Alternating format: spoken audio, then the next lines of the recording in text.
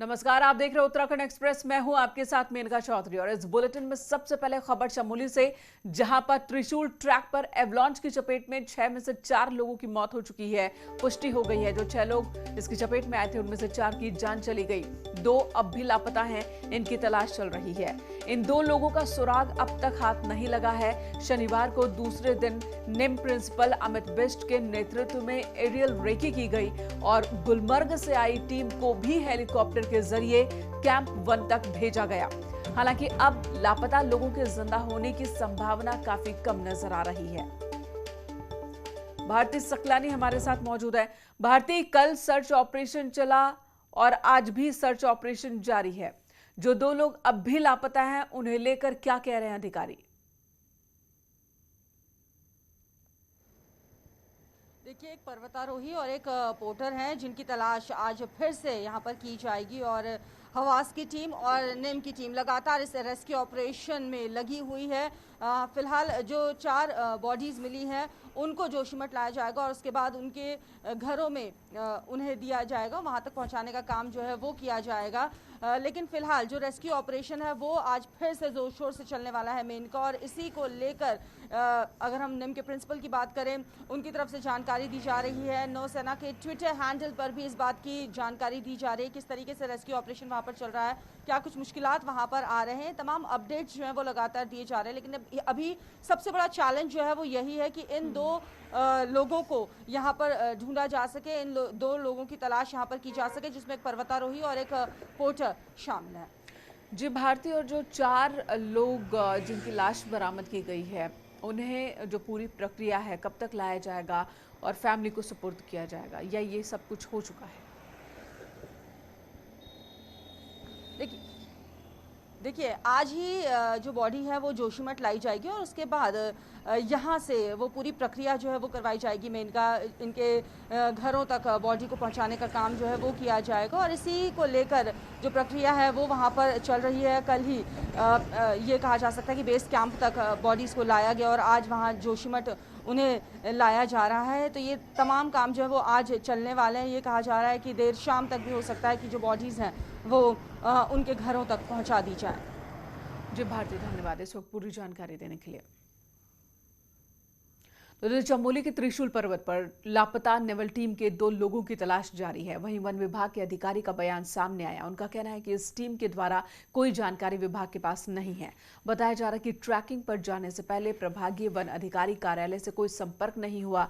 आपको ये भी बता दें कि ट्रैकिंग पर जाने से पहले वन विभाग द्वारा तय शुल्क जमा करना होता है और विभाग को जानकारी देनी होती है। हालांकि कई बार राष्ट्रीय सुरक्षा से जुड़े मामलों को लेकर होने वाले कार्यक्रमों को गोपनीय रखा जाता है।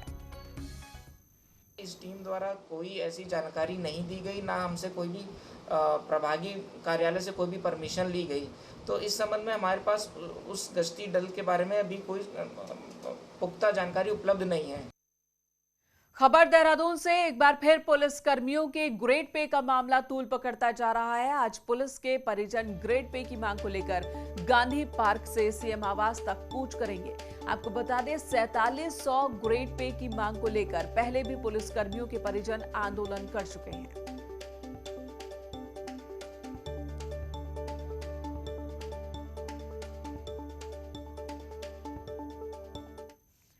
इधर सीएम पुष्कर धामी लगातार विकास की योजनाओं को लेकर ऐलान कर रहे हैं, फिर चाहे बात महिलाओं की हो, युवाओं की, कर्मचारियों की हो, किसानों की हो। मुख्यमंत्री का कहना है कि वो जो भी ऐलान कर रहे हैं उसका उद्देश्य राज्य की जनता को सरकारी योजनाओं का फायदा पहुंचाना है। वहीं सरकार का बड़ा प्रयास पर्यटन के क्षेत्र को बढ़ावा देना भी है। केंद्रीय राज्य मंत्री अजय भट्ट का कहना है कि मुख्यमंत्री के काम का पूरे प्रदेश पर एक मैसेज है। उन्होंने कहा कि सीएम धामी के अब तक के कार्यकाल पर कोई सवाल नहीं है। देखिए, घोषणाओं का मंतव्य सीधे सीधे उत्तराखंड की जनता को जो सरकारी योजनाएं हैं उनका लाभ पहुंचाना है, और दूसरा पूरे देश के लोग उत्तराखंड को देखने आए, उत्तराखंड के टूरिज्म को देखें। उसको लेकर अभी हम लोगों ने कैबिनेट ने फैसला किया कि जो पहले हम 20% एविएशन टर्बो फूल जो है 20% बेड के साथ बेड था, उसका 20% बेड लगता था, उसको हमने घटाकर मात्र 2% कर दिया है, जिससे कि यहाँ पर हवाई कनेक्टिविटी बढ़े। 2 महीना मान के चलिए आप, अभी 2 महीने में वो काम किए हैं जो काम उत्तराखंड की जनता के लिए बहुत ही आवश्यक थे, कहीं भी उठा के देख लीजिएगा। इसलिए माननीय प्रधानमंत्री जी, माननीय रक्षा मंत्री जी ने जो बात कही है वो उत्तराखंड की जनता की बातों को ही कहा है एक किस्म से, क्योंकि उत्तराखंड की जनता में एक मैसेज है। उत्तराखंड की जनता ने मन बना लिया है कि 2022 में हम पुनः भारतीय जनता पार्टी को सेवा का अवसर देंगे। और अब खबर रुड़की से, जहां पर सीएम पुष्कर धामी आज भगवानपुर के कुंजा बहादुर गांव जाएंगे, जहां पर राजा विजय सिंह, सेनापति कल्याण सिंह के बलिदान पर कार्यक्रम का आयोजन करेंगे, बलिदान दिवस के मौके पर, जिसमें सीएम शामिल होने वाले हैं। धामी रुड़की में एक निजी कार्यक्रम में भी शामिल होंगे।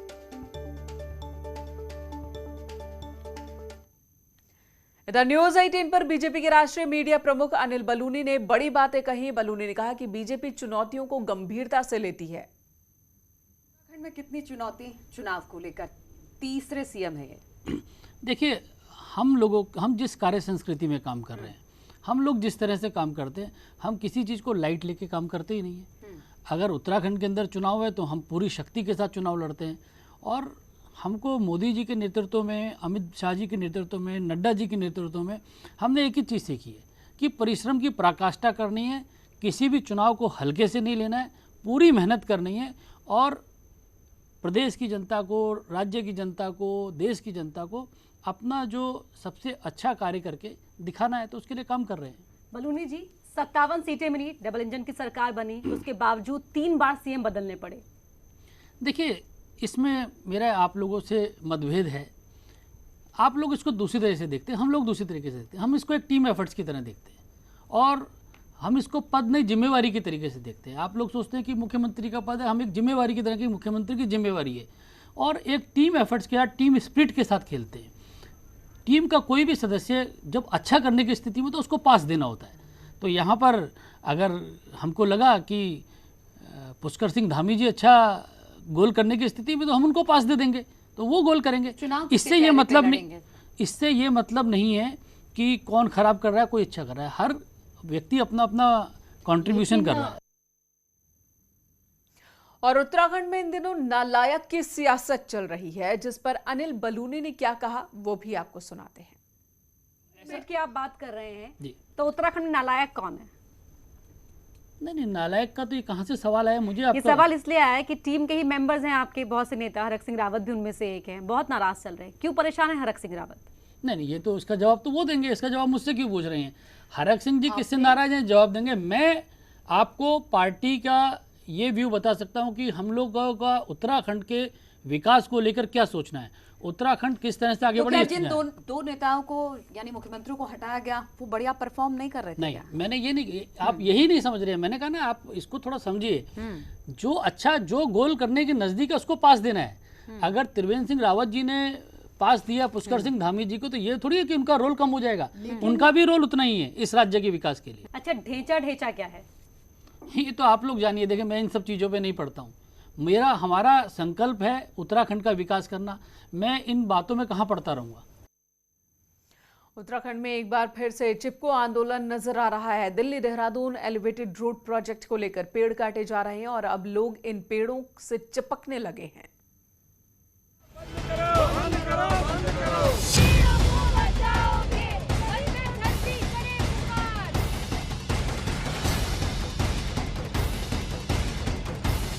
ये तस्वीरें दूर में आशा रोड़ी चेक पोस्ट से मोहन के एरिया की हैं। इन्हीं खूबसूरत हरे भरे पेड़ों को दिल्ली देहरादून एलिवेटेड प्रोजेक्ट के चलते काटा जाना है, जिसकी जद में 11,000 पेड़ हैं और इन पर मार्किंग भी हो चुकी है।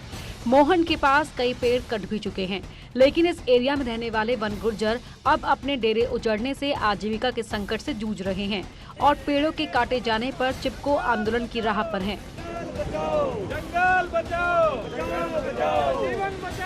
पर्यावरण प्रेमी भी इन पेड़ों के काटे जाने पर विरोध में हैं और पेड़ों पर मौली बांधने से लेकर यहां आंदोलन कर रहे हैं। पेड़ों को बचाओगे, धरती माता की यही पुकार, वृक्ष लगाओ बार बार। पेड़ी से हमारा जीवन है, भैंस का खाना भी पेड़ी से है, सारा काम हमारा पेड़ी से, हमारा कोई और काम नहीं है। हम पेड़ से अपना घर बनाएंगे, वो पेड़ से। जंगल में भैंस हमारी, उसका यो पेड़ से खाना है। हमारी तो रोजी खत्म हो रही है। जब जंगल गिरा देंगे, सब कुछ गिरा देंगे, हम कहाँ जाएंगे? इससे परेशान होंगे, ना जगह ना कहीं जमीन, सरकार ने कुछ भी नहीं दे रखा। अभी क्या बता रहे हैं, क्यों काट रहे हैं, फिर क्या बोला? क्या रोड बन रहा है इधर, रोड की वजह से काट रहे हैं, हम रोड बनाएंगे इधर। मामला बढ़ रहा है और इस बात से सरकार भी अनजान नहीं। सीएम कहते हैं कि विकास भी जरूरी है, इसलिए ये फैसला लिया गया। वहीं पर्यावरण को लेकर भी बात सही है, इसलिए इस मुद्दे पर बीच का रास्ता निकाला जा रहा है। देखिए, उसमें हम लोग देख रहे हैं, आकलन कर रहे हैं, क्योंकि विकास की भी बात है और दोनों चीज़ें हैं, पर्यावरण भी है, सबको मिला के जो भी अच्छा रास्ता होगा वो निकालेंगे। विकास के नाम पर काटे जा रहे पेड़ जहां उत्तराखंड की खूबसूरती के लिए भी चिंता की बात है, वहीं अगर उत्तराखंड में बेहतर कनेक्टिविटी चाहिए तो इनका कटना भी जरूरी है। ऐसे में समस्या का हल सरकार कब तक और कैसे निकालती है, ये चंद महीनों में पता चलेगा। न्यूज़ 18 के लिए देहरादून से भारती सकलानी की रिपोर्ट। श्रीनगर जल विद्युत परियोजना के पावर हाउस को बंद कराने जा रहे मंत्री प्रसाद नैथानी और उनके समर्थकों की पुलिस के साथ धक्का-मुक्की हो गई। इस दौरान पुलिसकर्मी और उनके बीच काफी देर तक हंगामा होता रहा।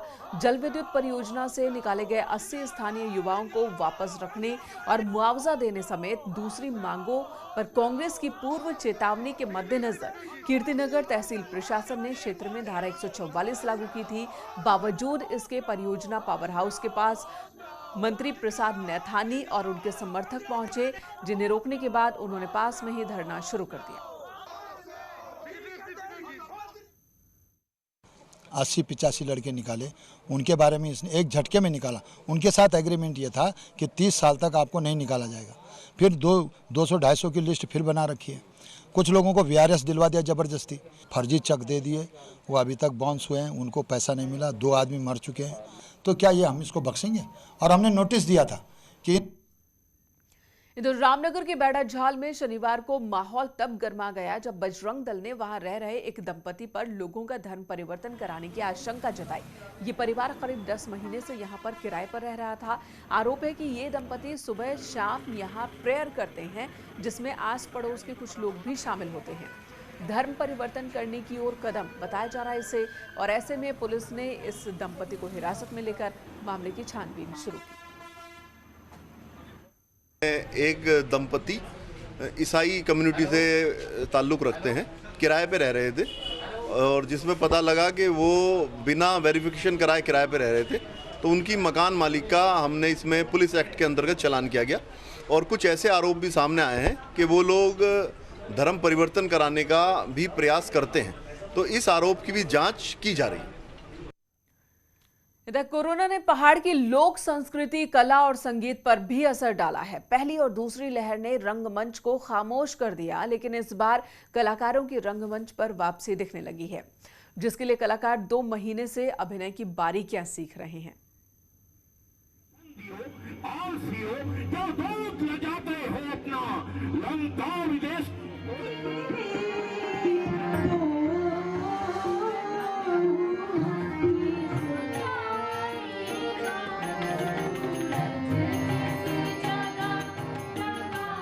कोरोना से बंद रंगमंचों पर रौनक लौटने लगी है। नवरात्रि में होने वाली रामलीलाओं के बहाने पहाड़ के कलाकार तालीम ले रहे हैं, तो अभिनय की बारीकियां भी सीख रहे हैं।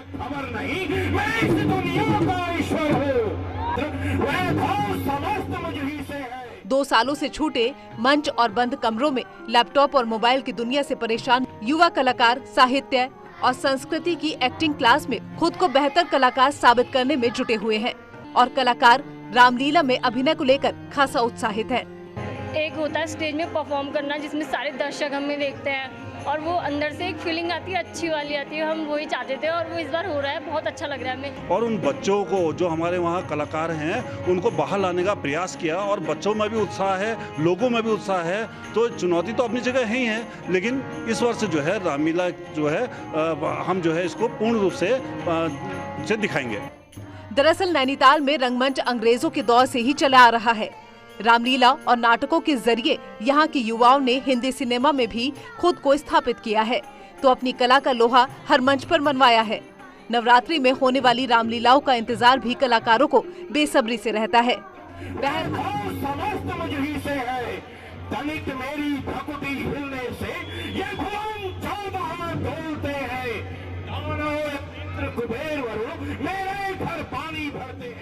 बहरहाल कोरोना के चलते कलाकारों का भी खासा नुकसान हुआ है और अब रंगमंचों पर रौनक लौटने से कलाकार भी खासे उत्साहित हैं। अब इंतजार है तो बस स्टेज पर अभिनय का। नैनीताल से न्यूज़ 18 के लिए बीरेंद्र बिष्ट की रिपोर्ट। यहाँ एक ब्रेक के लिए रुकेंगे, तुरंत लौटते हैं।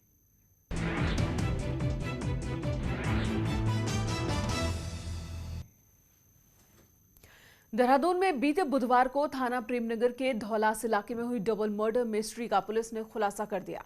पुलिस ने बताया कि आरोपी आदित्य नौकरी नहीं मिलने से परेशान था, जिसके बाद आरोपी ने कोठी में लंबे समय से काम कर रहे नौकर की हत्या की और उसके बाद खुद को वहां पर रिप्लेस करने की योजना तैयार की। बताया जा रहा है कि आरोपी पहले भी घर के मालिक से नौकरी की मांग कर चुका था, लेकिन जगह खाली नहीं होने की वजह से आरोपी को नौकरी नहीं मिल पाई थी और तब उसने ये योजना बनाई। आरोपी आदित्य ने यूट्यूब वीडियो से भी हत्या के तरीके सीखे और पहले रॉड से हमला कर नौकर राजकुमार को मौत के घाट उतारा, लेकिन हत्या करने की इस वारदात को घर की मालकिन ने देख लिया। पुलिस से बचने के लिए उसने महिला को भी मौत के घाट उतार दिया।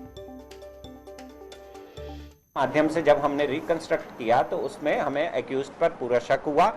उसके बाद हमने जब पता किया तो उस दौरान जो एक्यूज्ड था वो हॉस्पिटल में एडमिट हो गया था। हमने उसके हॉस्पिटल से डिस्चार्ज होने का इंतजार किया और दौरान पूछताछ जब हमने पूछताछ की विद एविडेंसेस, क्योंकि एविडेंसेस ऑलरेडी हम कलेक्ट कर चुके थे, तो उसके द्वारा बताया गया कि हाँ उसने हत्या को कारित किया।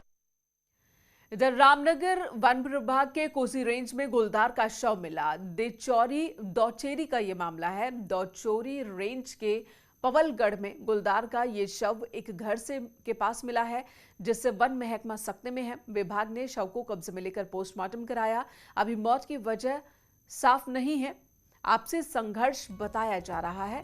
बताया जा रहा है कि गुलदार के शव में काफी ऐसे निशान मौजूद थे जो फाइटिंग की ओर इशारा कर रहे हैं। खबरों का सिलसिला जारी है, रुकेंगे एक ब्रेक के लिए, तुरंत लौटते हैं।